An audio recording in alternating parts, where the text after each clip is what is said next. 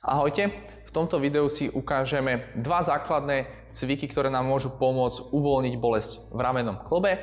Bolesť môže byť najčastejšia buď z prednej strany alebo z bočnej.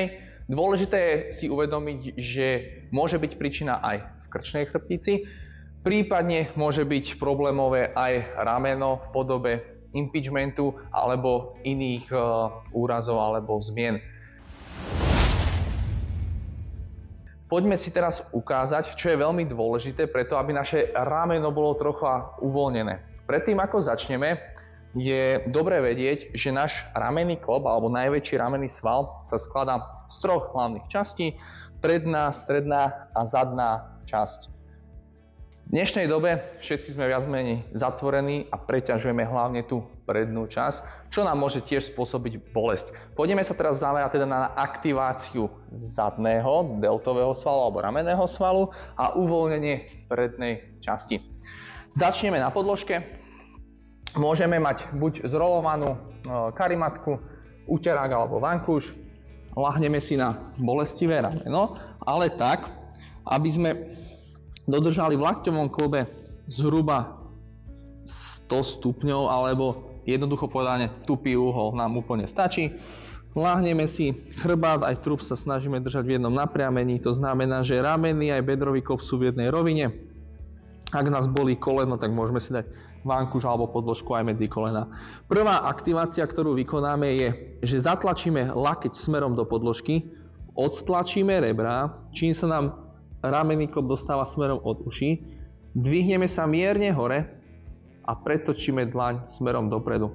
Pri tejto aktivácii si môžete chytiť prednú stranu ramenného svalu a musí byť mäkká. Zadná bude miernej aktivácii. Potom povolíme.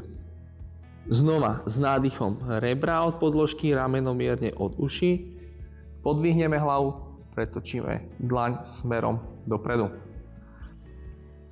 Povolíme. Zopakujeme ešte 2-3 krát. Najlepšia kontrola je druhá ruka. Priestor, mäkký predný sval a mierna aktivácia v zadnej časti. Povolíme. Výborne, posledný krát. Povolíme.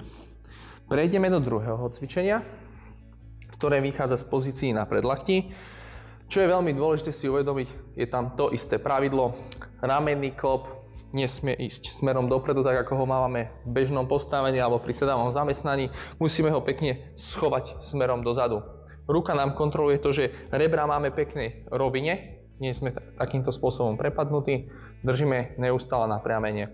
Ako náhle sme tieto podmienky splnili, chytíme si predný ramenný sval, je úplne mäkký. Takisto môžeme prepalpovať aj trapezový sval. A teraz môžeme vykonávať cvičenie.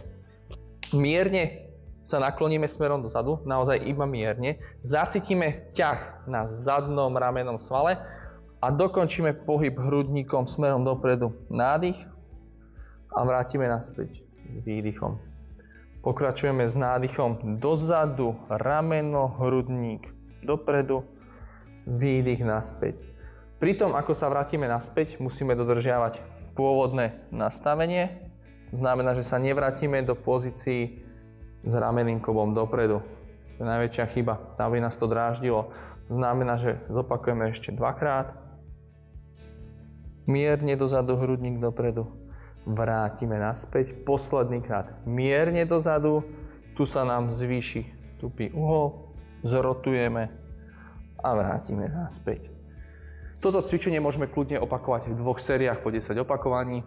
To isté aj predošlé a vždy si preveríme pohyblivosť v našom ramennom klobe, prípadne bolesť. Bolesť je súčasťou pri cvičení aj každom pohybe, ale nesmie byť bolesť zhoršená vo funkcii, alebo respektíve pri funkcii. To znamená, že ak cítite bolesť v ramennom klobe alebo v tejto oblasti, a po cvičení tam bolesť bude stála, ale pohyblivosť bude lepšia, prípadne zachovaná, je to v poriadku. Ak naopak po cvičení budete mať zhoršenú pohyblivosť a bude to bolestivé viac ako predtým, vtedy je potrebná diagnostika a fyzioterapeut, u ktorého sa objednáte, prípadne lekár. Verím, že toto video sa vám páčilo. a pomôže vám pri vašich bolestiach ramenného klobu. Ak máte otázky, kľudne nám napíšte do komentára. Tešíme sa v ďalších videách.